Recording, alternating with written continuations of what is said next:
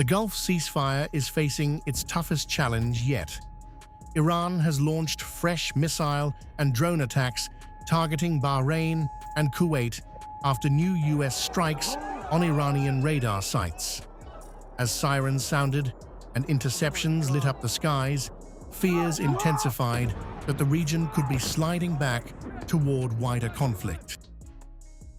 On Saturday, Kuwait and Bahrain said that Iran had launched ballistic missiles as well as drones towards them.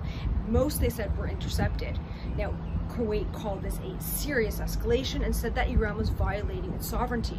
Their comments came just hours after the U.S. military said that it had shot down Iranian missiles as well as drones that were headed towards the Strait of Hormuz as well as to its Gulf allies while it was striking targets in Iran. Tehran says its actions came in response to American aggression. Iran condemned U.S. strikes on surveillance facilities near Sirik and Qeshm Island, calling them a clear violation of the April ceasefire. Iranian officials insist their response was measured and aimed at defending national sovereignty. The ministry described the attack as a clear violation of the April 8th ceasefire and an act of military aggression against the sovereignty and territorial integrity of the Islamic Republic of Iran. The latest exchange has once again placed Gulf nations hosting U.S. military assets at the heart of the crisis. Bahrain houses the U.S. Fifth Fleet, while Kuwait hosts American forces. Iran says its targets were linked to the U.S. presence, raising concerns that the conflict is widening.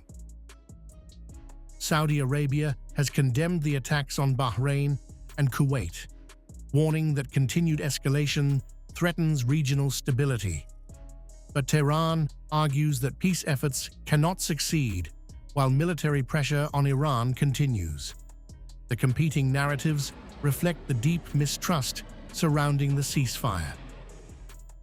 The renewed violence comes as negotiations remain stalled and tensions between Washington and Tehran deepen.